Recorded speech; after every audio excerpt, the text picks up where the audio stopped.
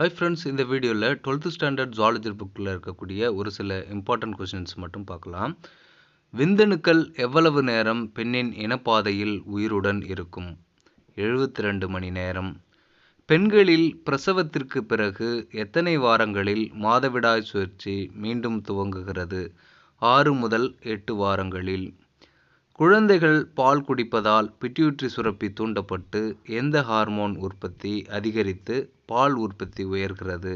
Prolactin. நண்பர்களே, நாம் ஒவ்வொரு பாடத்திலிருந்தும் line by line important questions எடுத்து அப்லோட் பண்ணிகிட்ருக்கோம்.